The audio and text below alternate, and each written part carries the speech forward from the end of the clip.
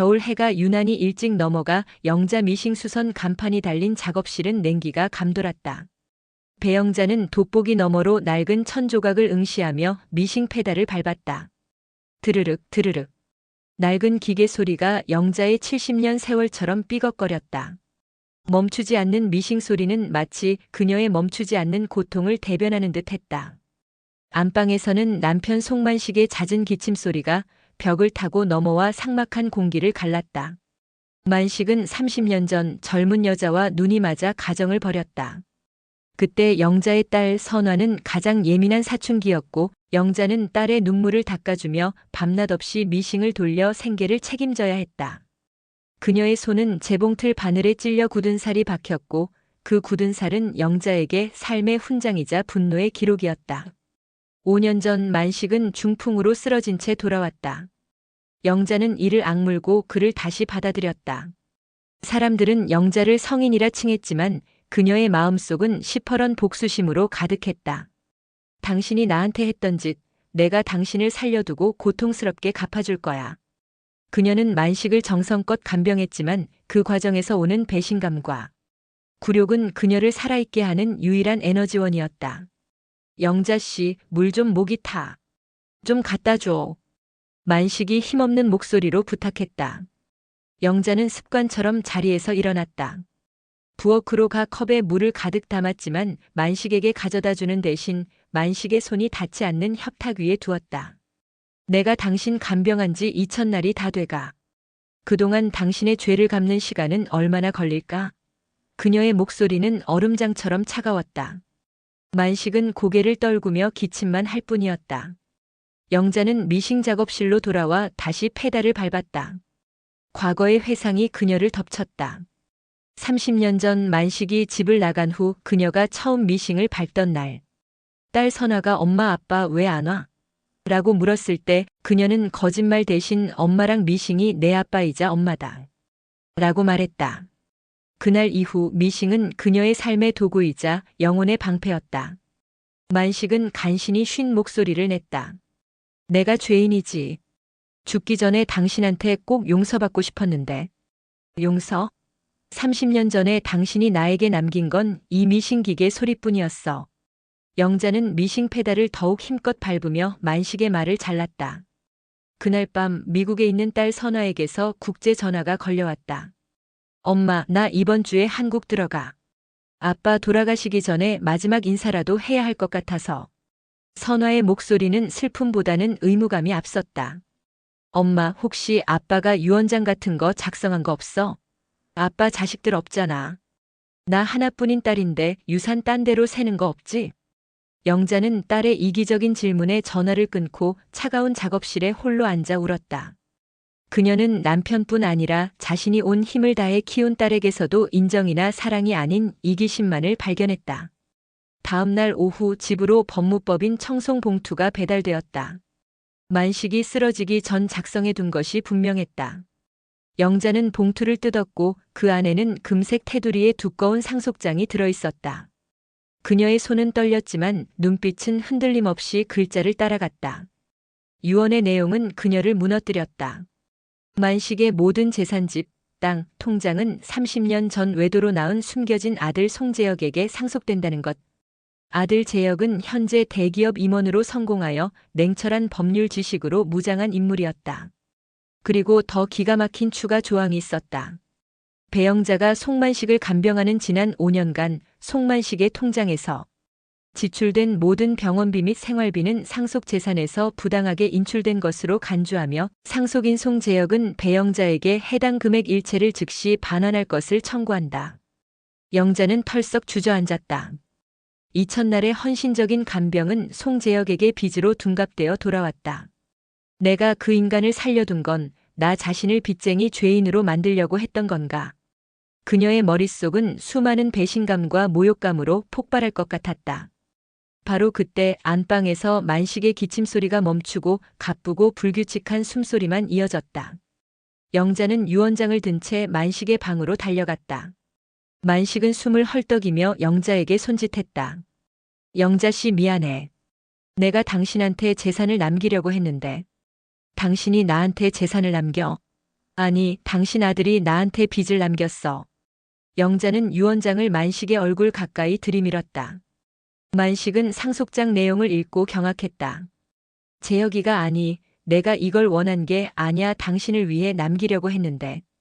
그의 눈빛은 두려움과 후회로 가득 차 있었다. 거짓말 마. 당신은 마지막 순간까지 나를 배신한 죄인으로 남고 싶었을 뿐이야. 당신의 5년 간병은 나한테 빚으로 돌아왔어. 영자의 목소리는 떨렸지만 그 떨림은 분노의 절정이었다. 그 순간 거실 문이 열리고 선화가 짐 가방을 끌며 들어섰다. 선화는 유원장을 든 영자와 숨을 헐떡이는 만식을 보고 직감적으로 상황을 파악했다. 엄마, 아빠, 유원장, 내 몫은. 선화가 유원장을 낚아채려 했지만 영자가 먼저 유원장을 갈기갈기 찢어 바닥에 뿌렸다. 파열음과 함께 금빛 종이 조각이 만식의 이마 위로 눈처럼 떨어졌다. 엄마, 대체 왜? 내 몫이잖아. 선화가 절망적으로 외쳤다. 영자는 이제야 비로소 평온한 미소를 지었다. 그녀는 만식과 선화 두 사람을 번갈아 보았다. 내가 평생을 바친 데가 이제 됐어. 내가 가질 유산은 따로 있어. 영자는 찢어진 유원장 조각을 들고 울고 있는 선화에게 다가갔다. 선화야, 내 동생이 너한테도 배상금을 청구할 거야. 이 집도 아빠의 모든 것도 다 그 아이의 것이래. 너도 이제 무일 뿐이야. 엄마, 그럼 이제 어떻게 해? 우리 거지 되는 거야. 선화가 울음을 터뜨렸다. 영자는 나직하게 속삭였다. 걱정 마. 유원장은 무효야. 그리고 나는 40년 동안 이 순간을 준비했어. 선화와 만식의 눈이 동시에 영자를 향했다. 영자는 작업실로 들어가 낡은 미식 옆 서랍 깊숙한 곳을 열었다. 그녀가 들고 나온 것은 30년 된 공증 서류와 낡은 법원 서류였다. 만식 씨, 당신이 외도할 때 나는 바보가 아니었어. 당신이 집을 나가기 전날 나는 이혼 소송을 준비했고 그 과정에서 이 집의 공동명예 중 내 몫에 해당하는 부분을 미싱수선으로 번 돈으로 매입한 지분을 증여 형식으로 공증받았어. 그리고 5년 전 당신이 돌아왔을 때 나는 이미 이혼 소송을 다시 제기했어. 이 모든 간병은 법정에서 당신을 유책 배우자로 완벽하게 몰아가기 위한 치밀한 연극이었지. 만식은 경악하며 침대에서 몸을 일으키려 했으나 중풍으로 인해 힘없이 쓰러졌다. 당신이 어떻게 나한테? 내가 가질 진짜 유산은 당신이 나한테서 뺏어갔던 자유야. 영자의 눈빛은 승리자의 그것이었다. 영자는 복수의 최종 칼날을 꺼냈다. 당신 아들 재혁이 나한테 배상금을 청구한다고 했지? 나는 이제 이혼 소송을 통해 당신의 유책 행위를 완벽하게 증명하고 유원장 자체가 재산 은닉 목적의 사해 행위였음을 입증할 거야. 법정은 당신 아들의 상속권을 박탈하고 재산의 50% 이상을 나에게 위자료와 재산분할로 배분할 거야.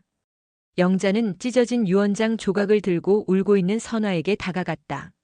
선화야, 내 동생이 이 집에 발을 들이기 전에 아빠를 요양원에 모시고 이 모든 소송에 엄마 편을 드는 것.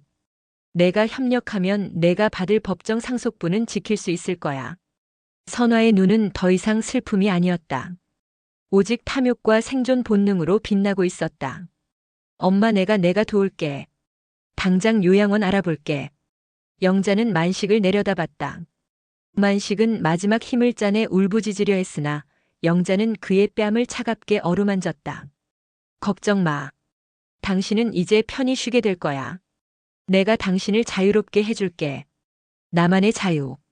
그날 밤 미싱 수선집은 기묘하게 조용했다. 영자는 미싱 페달을 밟는 대신 조용히 짐 가방을 꾸렸다. 그녀는 다음 날 아침 이 집을 떠나 새로운 삶을 시작할 예정이었다. 만식은 요양원으로, 선화는 유산 소송이라는 싸움터로 보낸 채 영자는 스스로에게 속삭였다. 40년의 미싱 소리는 끝났어. 이제 나를 위한 새 옷을 만들 시간이야. 그녀는 작업실 문을 굳게 닫고 뒤돌아보지 않았다. 영자는 스스로에게 속삭였다. 40년의 미싱 소리는 끝났어. 이제 나를 위한 새 옷을 만들 시간이야. 그녀는 작업실 문을 굳게 닫고 뒤돌아보지 않았다. 새벽 5시. 가장 어둡고 차가운 시간. 영자는 작은 캐리어 하나만을 끌고 영자 미싱 수선의 문을 나섰다. 40년간 그녀의 등 뒤를 지켰던 낡은 간판이 차가운 가로등 불빛 아래 희미하게 빛났다. 그녀는 간판을 올려다보지도 않았다. 미련이 없는 사람처럼 가볍고도 단호한 걸음이었다. 골목을 돌아 큰 길로 나오자 아직 영업을 시작하지 않은 새벽 버스 정류장이 보였다. 영자는 캐리어를 내려놓고 처음으로 깊은 숨을 내쉬었다. 5년간의 간병 동안 그녀의 폐를 짓눌렀던 무거운 공기가 빠져나가는 듯 했다. 그녀의 얼굴은 70평생 동안 한 번도 지어본 적 없는 완전한 해방감으로 물들어 있었다. 내가 가질 진짜 유산은 당신이 나한테서 뺏어갔던 자유야. 그녀는 만식에게 했던 마지막 말을 되뇌었다. 그 자유는 돈으로 살 수 없는 40년 복수 계획의 최종 보상이었다. 달팽이 우체통이었습니다. 구독과 좋아요 부탁드립니다.